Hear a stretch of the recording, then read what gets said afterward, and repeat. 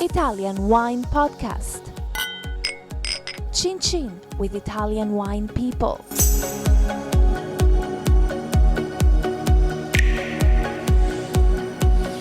Hello, this is the Italian Wine Podcast. My name is Monty Waldin. My guest today is Adam Teeter. Adam is CEO of VinePair, a New York-based publication on wine, beer and cocktails. Adam, welcome. Thanks for having me.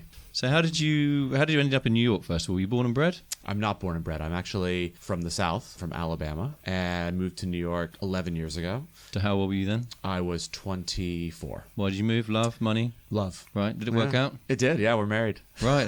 Okay, that's great. Well, we'll turn this into a dating show, maybe. Exactly. So you ended up in New York, and how did you start VinePair? So I started in New York in the music business. So I worked at a record label. I was doing a job called A&R, and A&R is short for artists and repertoire. It's when you sign bands. And through the music industry, I got really into wine and cocktails and beer. Right? If you're always entertaining, you're always meeting bands, going to shows. So I started a music series called Vivo in Vino, which took wine producers and paired them with, big rock bands, and we did concerts all over the city. So go on, give us an example of a wine pairing in a rock band. So we would do, for example, Freelance Whales with Mouton Noir. So, Freelance Whales? Yeah, Freelance Whales is a big indie rock band. We paired them with Mouton Noir, so the winemaker came. The band played a acoustic set for, 150, 200 people, and then there'd be a conversation between the band and the winemaker about creativity, process, etc. And we were trying to show this connection between making music and making wine. So give us another one. So another one, we did the Antlers, which is another big indie rock band, and we paired them with Brooklyn Enology, so another really cool upstart, indie winemaker, if you will. So those were really fun things to do. We did them at an Italian restaurant actually in the East Village called In Vino. So on Sunday nights, once a month, we would completely clear the restaurant and we'd turn it into a concert venue. So from that, Who was coming to these events there? Was it hipsters? Well, hipsters, yeah. Are you a hipster? Sure. You got a check shirt? Sure. Okay. and stubble? I live in the East Village. I don't live in Williamsburg, though, so I guess I'm not officially hipster. But sure, I'm a hipster. I'm a millennial. And so from that experience, we were approached by a television producer to create a television show about travel and alcohol. It was called Drink Me, which is a terrible name, but it's fine. It was a working title. We shot a pilot. It got picked up by Food Network and never aired. So it was a really great experience. Such a big build-up there. Yes, We've got an audience of 7 million on cable. Never aired. But should it have aired? Was it good or was it crap? I thought it was great, but I think there's still this feeling in the United States that drinks programming can't work on TV. So why? Because of the alcohol thing, or they don't think it's exciting enough. The drinks programming that's been tried on TV, ours wasn't like this, but the drinks program that's been tried on TV is someone sitting with a glass of wine, tasting with a winemaker, etc. That's very boring. We're going to do that later, by the way. Let's do it. So that's very boring to most viewers, and so the belief among television executives was it couldn't work. But Gary Vaynerchuk did something similar to that. So Gary's actually an investor in VinePair. I didn't know that. He tried, but it's YouTube, so it's different, right? He never was on network television, but he was able to take his YouTube personality and become this massive investor in the United States and this massive advertising personality, right? So now his agency represents some of the biggest brands in the world, and he's sort of bringing that social media personality to them, but he was never able to really bring that to television. And it's unfortunate. I think that's not his fault at all. He has a lot of talent. It's the fault of these television executives that just think that food is really easy to bring to TV and that drinks are a lot harder. So when we were picked up, actually there was another show at the same time picked up called Beer Chicks. Beer Chicks bombed when it went on TV. Our show was very different, but so then we just never got a shot. I think it's going to come around, though. You're going to see another show in 2 or 3 years. Someone will try to put drinks back on TV. But how would you do it in the future? You'd obviously retweak your idea without giving any trade secrets away. I mean, we would do a show that's very similar to the publication VinePair. So we believe in accessing these products through culture, through travel, through politics. So through larger stories. So not just seeing wine in this little boring old bubble. The publication, we don't like to just do straight up, this is a profile about a winemaker and this is what his or her soil is like and this is their family history. Instead, we try to tell a story of a place, a culture, talking about how it's being impacted by politics right now. So Donald Trump's got a winery, so you could do him. We've done him. Oh, really? Yeah. Oh, okay. We had a bunch of songs. I mean, it's still, every time he talks about the winery, we see hundreds of thousands of people hit the story, but we brought a bunch of Psalms into a room and had them blind taste Trump winery wine. Did they like it? That's disgusting. Oh, yeah, okay. I like a man who sits on the fence. It's disgusting. Right, okay. Well, and he doesn't drink, so that's probably why it is disgusting. He can't taste it to know it's a terrible product. product. But yeah, so I caught the bug. I really felt like there was this growing population of millennials who were really interested in wine, beer, and cocktails, but there wasn't any publications that appealed to them. But the stories behind it. Yeah, and I was basing that on myself, right? There were no publications that appealed to me. So, was there not one? I mean, why don't you like the wine, without being too rude, why don't you like the Wine Spectator, for example? Or, I think it's snobby as hell. Okay, what about Decanter? I think it's snobby as hell. What about Enthusiast, I think. Wine Enthusiast. It talks to an older generation. It's not in touch, I think, with current trends. I think when it tries to do it, it doesn't do it as effectively. What about wine blogs that are hip and trendy? Any that you like? I mean, I think there are some interesting wine blogs. I think Wine Folly is interesting, but I think it's for a geekier audience. We were trying to talk to a more normal person. It's a lifestyle publication, right? So we talk about travel, we talk about dining out, we talk about bars, hotels, and we weave all that into drinks culture. Do you put any humor in there, though? Always. We do lots of infographics, we do lots of humor posts, and then we do, big long form trend pieces. So for example, tomorrow, one of our monthly columnists is Jamie Good. So tomorrow his column comes out and it's all about the trend of natural wine and how it needs to die. And basically it's a warning shot where he's making the case, which I think is really interesting, that the industry, especially the younger industry, so now my generation, has become very obsessed with natural wine. So you have a lot of producers doing the exact same thing that they did in the 80s and 90s with Parker. They're chasing these flavors that this consumer is saying right now they like. And his argument is, in a few years, those flavors are going to be dead. No one's going to be chasing those flavors anymore. And a lot of producers who made drastic changes in order to adapt their wines for that flavor profile are going to then wonder where they went wrong. Yeah, one of the problems is because, for me, having written about organic environment for 20 odd years, is the people that you're talking about have got into that aspect of wine, have really done it really just via winemaking, buying some amphora, doing some skin contact without any real knowledge about how these wines should be made or have been traditionally made. So it's all about the viticulture. Exactly. And it's not about the winemaker. It's not about which toys you buy for your little game show in the winery. It's about hard flipping work out in the vineyard. Exactly. Our statement is a natural wine, you shouldn't know that it's natural. That it should be so well made that you shouldn't know it's natural. It's quite a good one. And I think a lot of these wines right now, you clearly know because there's lots of faults. And because people don't really know what they're doing, it's just trendy. Yeah, and it's standardization by the... I mean, for me, I was living in Bordeaux, making wine in Bordeaux in the mid-90s when the Parker thing took off, and you couldn't tell a Saint Estèphe from a Saint Emilion because they were just absolutely identical, and also from conventional viticulture, clearly. And now, if you give me three natural wines, the extreme examples, not all, I'm just so we don't get millions of letters, but and you say one of them is from, say, Chile, one of them is from France, and one of them is from, I don't know, Austria, and I literally can't tell the difference between them. Where are they from? And someone has a gun to my head, guess the hemisphere. I don't know. Pull the trigger. I really could not tell you, and that surely should not be the point. I completely agree with you. I think it's masking terroir. It's taking away from some of the art that a lot of winemakers have of showing what their style is. But how do you say that to your audience without talking about masking terroir and art and things like that? So we explain to them what that means. We explain to them what terroir is. But we say, when you're trying these different wines, terroir means it tastes like it's actually from Tuscany. And here's what it means. It means when you drink lots of Tuscan wine, you can say, here are these characteristics that I pick up. Instead, if all you get is Brett, then you're not going to be able to say this reminds me of a wine from the region of Tuscany when I was there, etc. So we try to explain terroir too in a way of saying, so this is from the point of a New Yorker, right? You know what a New Jersey tomato tastes like in the summer. It's like everyone wants to have New Jersey tomatoes because they're the ripest, juiciest, etc. So that is terroir through the tomato. So here's how you understand what terroir is through grapes. And then I think it's something that becomes easily accessible for people. And that's what we've tried to do when we created VinePair in the first place, was creating a publication that spoke to this next generation, that gave them the stories they wanted to read, the content they wanted to share, and it was also accessible and understood that most people don't come in with knowledge. They want to gain the knowledge through your publication. Actually, that would be my largest criticism of some of the older publications, is I think they're only written for a person who has taken some classes, who's worked with wine experts, etc. They don't explain things, and so or is already in the industry. Right. So the publication's inaccessible. So you're not gaining any new readers that way. We have articles that, yes, are for the more advanced person who's an obsessive, who has a collection, who travels all the time, and every time they travel goes to a winery or a distillery, etc. But we have a whole beginner's 101 section on on the site as well, that's really there to guide you along and not make you feel stupid. Millennials especially really don't like feeling dumb. I think there's this idea of the schooling that we've been put under for our entire lives and the testing and wanting to always be a high achiever. So if you go to a publication that makes you feel stupid, you're not sure. But isn't there a little bit of one-upmanship in natural at the moment? I'm getting back to natural, but I made a wine and it contained 15 grams of sulfites. Well, I made one that had 13 grams of sulfites. Yeah, in the super geeky section of the wine world, and those are our readers as well, but they probably don't interact with the large majority of my reader. Wouldn't you? I mean, I always thought the easiest thing would be to get people to come on trips to actually get them to make wine for a month or two, because it's just the easiest way to learn. I mean, when I was learning about wine, I worked in wineries, and so I knew all the cheats and all the tricks and all the dishonest stuff that would go on.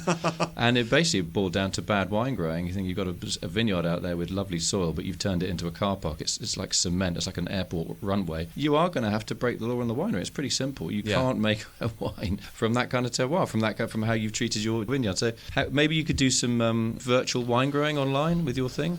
We don't there wouldn't be for us, but No. I think that there are some businesses now that have done a really great job of bringing winemaking closer to consumers. So, I mean, City Winery in the United States, is an amazing business, and his places are doing a lot of what we were doing with Vivo and Vino, where he's pairing these big bands with wine drinkers, but then you can go and experience what it's like to make wine. Brooklyn Winery is another one that's doing a lot of these urban wineries in Portland and Berkeley and things like that, where... Does that kind of come out of the kind of craft beer movement as well? Oh, yeah. I mean, I think if wine is smart, they will copy exactly what craft beer has done. So what couple of aspects do you think they would copy? So first of all, marketing. Craft beer, our content is very evenly split, a third, and a third. Beer, wine, and cocktails or spirits.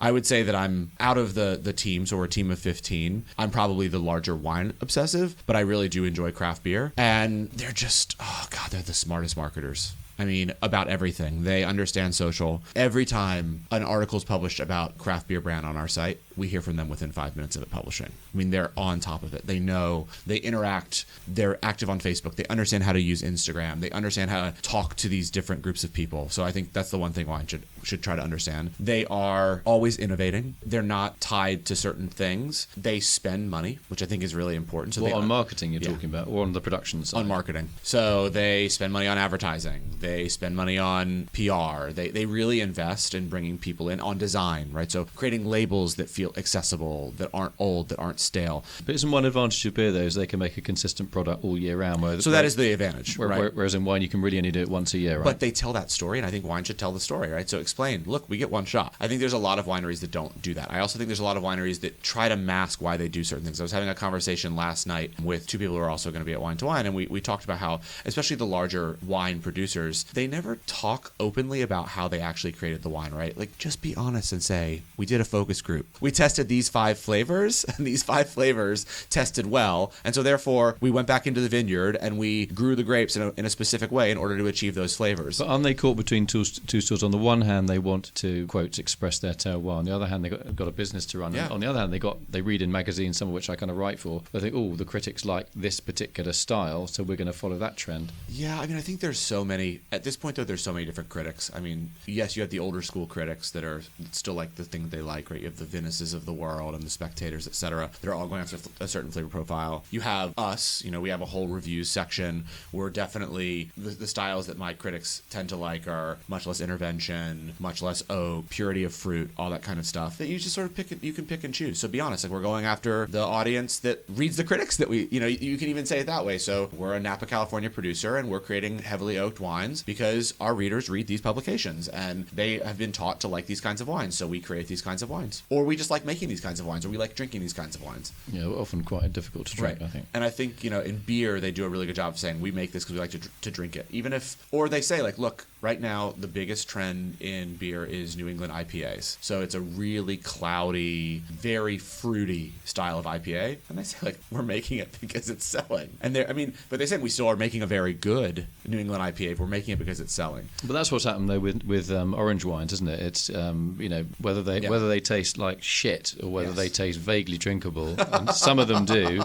And the ones that are drinkable are delicious, but the majority really are not. They're standardized product because they all suffer from the same microbiome microbial faults effectively. Yeah. Just another standardization by the back door. But you still get people buying them and eulogizing about them. So if customers, members of the public, for better or for worse, like drinking the 100-point over oat Parkerized quotes wine, or the natural wine made by somebody that has no experience working with a terrible vineyard and makes a horrible wine, and somebody likes it, how are you going to make yourself relevant when you've got those sort of extremes, if you like, where people have put their spade in the ground and say, right, this is what I drink, and you're not going to change me? So I think you have to find your audience, and then you have to be good at communicating to that audience. So I think that is one thing that craft beer does as well.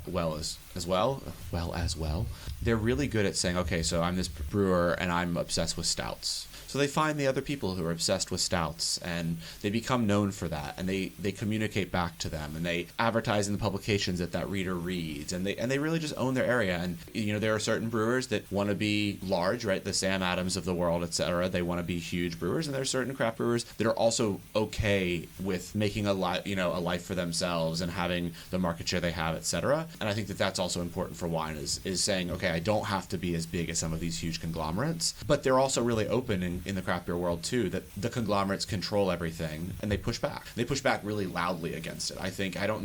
Just in the tasting, I was overhearing the discussions about the conglomerates in Italy and like these large producers that control the regulations and the rules and things like that. And you don't hear that as much as an American consumer. You don't know that that's what's happening here because the smaller producers aren't talking about that. They're not saying, look, my hands are being tied with the kinds of wines I want to make because the large, companies with the money are preventing me from doing that. In American craft beer, they let you know it over and over and over again. We can't do certain things. We can't buy certain hops because the large companies are restricting our access to these things. And so, you have especially a millennial consumer rallying around the little guys and saying, okay, well, we're going to support you because you want to do something creative that you're not being allowed to do. Yeah, although in Europe, it's not like the bigger companies are controlling the actual production side, but they're certainly they're controlling the message in some ways. And I guess they're controlling the DOCs in certain ways or certain rules and regulations. But then producers can opt out and become the kind of right. I'm Mr. or Mrs. Alternative, and I got kicked out of the denomination because even though my wine is typical, it's not oaked enough for them. Therefore, I'm going to plough my own furrow. Right, but then you have to be willing, as that producer, to really push that message. Yeah, and that's where the problem lies, isn't it? Because they either don't know how to do it, or they don't have time to do it. Exactly. Or they don't know who their audience is. Exactly. Particularly if they don't speak, say, the English language, exactly. Say the North American market. Exactly. I think the challenge with wine that we see all the time as a national publication is there's three things. One, the product has to be awesome, and it's sometimes not. Two, you have to be able to be willing to put some sort of marketing muscle behind the product. And three, distribution. And I think it's really understanding that you have to own all three, because we'll have producers come to us who've spent a lot of money on PR and they try to pitch us a story, and we'll say, well, look,